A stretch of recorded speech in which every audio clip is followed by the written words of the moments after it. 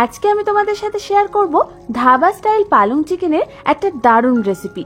চিকেনের এই রেসিপিটা কিন্তু খুব কম সময় আর খুব কম ইনগ্রেডিয়েন্টস দিয়ে তাড়াতাড়ি তৈরি করে নেওয়া যায় আর খেতেও লাগে দুর্দান্ত। তাহলে চলো এটা বানাতে আমাদের কি লাগছে সেটা দেখে নিই। আর আমি সুস্মিতা তোমাদেরকে আমার চ্যানেল ইয়ামিজ বাংলাতে স্বাগত জানাই। এই রান্নাটার জন্য আমি এখানে নিয়ে নিয়েছি 1 কিলোগ্রাম চিকেন। চিকেনটাকে ভালো করে ধুয়ে নিয়ে প্রথমেই এর মধ্যে দিয়ে দিতে হবে একটা অর্ধেকটা লেবুর রস। তারপর আমি ওর মধ্যে দিয়ে দেব 1 চামচ নুন, 1 চামচ আদা বাটা, 1 চামচ রসুন বাটা, 1 চামচ গোলমরিচের গুঁড়ো, আর দিয়ে দেব 1 চামচ কাশ্মীরি লাল লঙ্কার গুঁড়ো। এবার আমাদের এই সমস্ত কিছুকে চিকেনের গায়ে ভালো করে মাখিয়ে নিতে হবে। ভালো মতো চিকেনটার সাথে সমস্ত কিছু মাখানো হয়ে গেলে এই চিকেনটাকে আমি ম্যারিনেট হতে রেখে দেব কমপক্ষে 8 ঘন্টার জন্য। এবার আমি অন্যদিকে নিয়ে নিয়েছি 1 আটি পালং শাক। প্রথমে পালং শাকের এই নিচের দিকের ডাটির অংশটাকে আমাদের কেটে বাদ দিয়ে দিতে হবে। তারপর আমাদের এই পালং শাকটাকে ভালো মতো ধুয়ে নিতে হবে। এবার আমি অন্যদিকে একটা কড়াইয়ের মধ্যে কিছুটা পরিমাণ গরম জল বসিয়ে দিয়েছি। তার মধ্যে আমি দিয়ে দেব 1 চামচ পরিমাণ নুন আর দিয়ে দেব 1 চামচ পরিমাণ চিনি। নুন আর চিনি দেওয়ার পর হালকা হাতে আমাদের জলটাকে একটু নাড়াচাড়া করে নিতে হবে। তারপর ওর মধ্যে আমি দিয়ে দেব ভালো করে ধুয়ে রাখা পালং শাকগুলোকে। আর আমি ওর মধ্যে দিয়ে দেব কিছুটা পরিমাণ ধনেপাতা। ধনেপাতাগুলোকেও আমি ভালো করে ধুয়ে নিয়েছি। এবার আমাদের এই পালং শাক আর ধনেপাতাটাকে গরম জলের মধ্যে সেদ্ধ করে নিতে হবে প্রায় 8 থেকে 9 মিনিটের জন্য।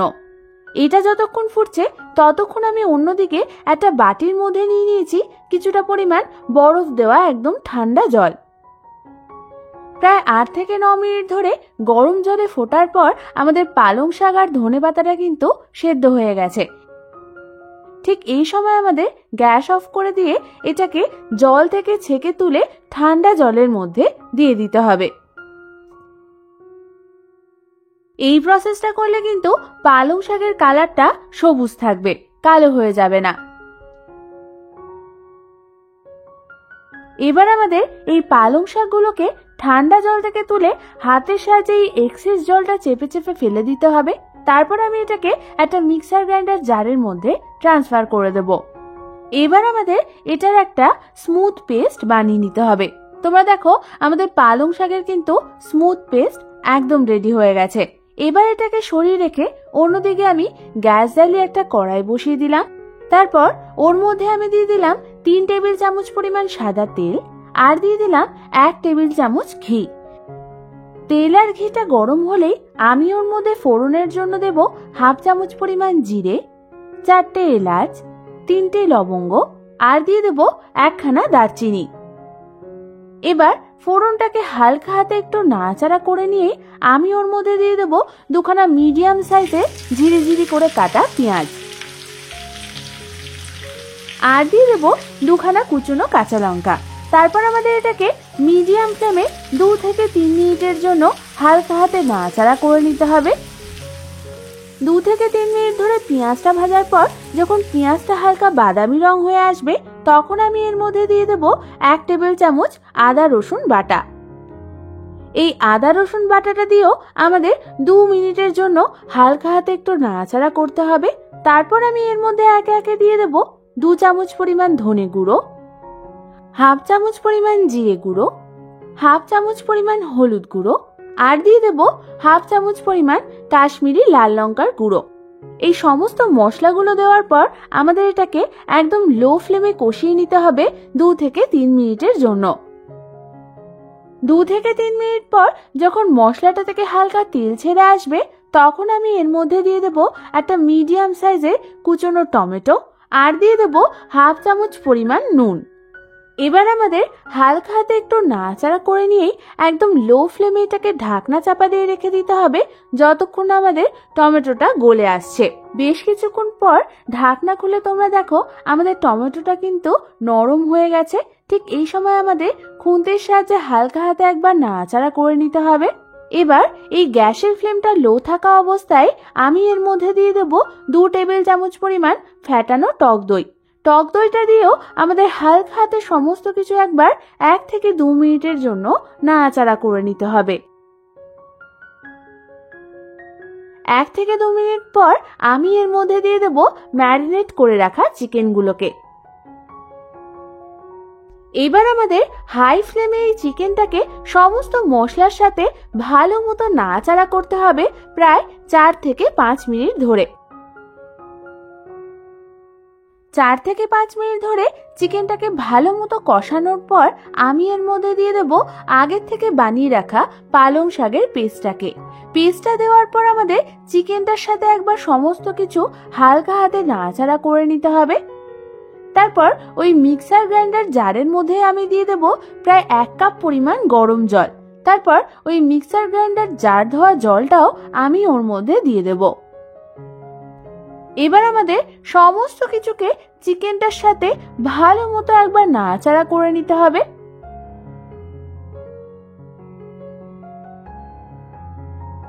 ভালো মতো নাড়াচাড়া করার পর আমি এর মধ্যে দিয়ে দেব স্বাদ অনুযায়ী নুন আর স্বাদ অনুযায়ী চিনি।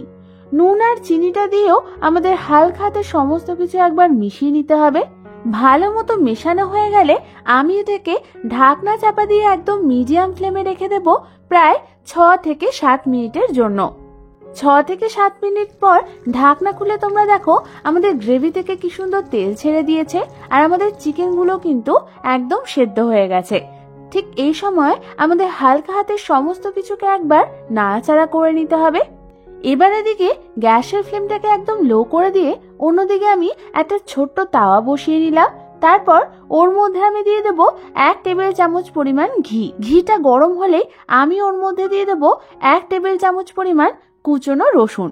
এবার আমাদের এই রসুনটাকে মিডিয়াম ফ্লেমে 1 থেকে 2 মিনিটের জন্য হালকা করে ভেজে নিতে হবে। 1 থেকে 2 মিনিট পর আমি এর মধ্যে দিয়ে দেব 1/2 চামচ পরিমাণ কাশ্মীরি লাল লঙ্কার গুঁড়ো।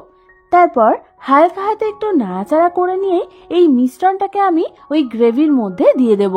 এর ফলে তোমাদের পালং চিকেনের ফ্লেভারটা কিন্তু দারুণ আসবে। আর আমি ওর মধ্যে দিয়ে দেব 1/2 চামচ পরিমাণ গরম মশলার গুঁড়ো, 1 চামচ পরিমাণ কসুরি মেথি আর দিয়ে দেব 1 চামচ পরিমাণ কুচনো ধনেপাতা। এবার সমস্ত কিছুকে হালকা হাতে একবার মিশিয়ে নিলেই তৈরি হয়ে যাবে আমাদের একদম ধাবা স্টাইলের পালং চিকেন। এবার শুধু গরম গরম রুটি, পরোটা বা ভাতের সাথে সার্ভ করার অপেক্ষা। এই পালং চিকেনটা এত সুন্দর লাগে খেতে যে তোমরা একবার খেলে বারবার খেতে চাইবে। তাহলে ঝটপট এই রেসিপিটা বাড়িতে একদিন ট্রাই করে ফেলো, আর ট্রাই করলে অবশ্যই আমাকে জানিও কেমন লাগলো।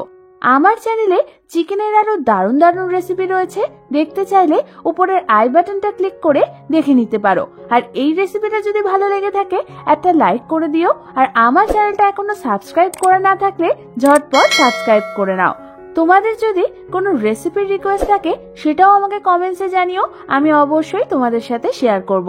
আজ তাহলে পর্যন্তই, আমি আবার চলে আসবো তোমাদের কাছে নতুন কোনো রেসিপি নিয়ে।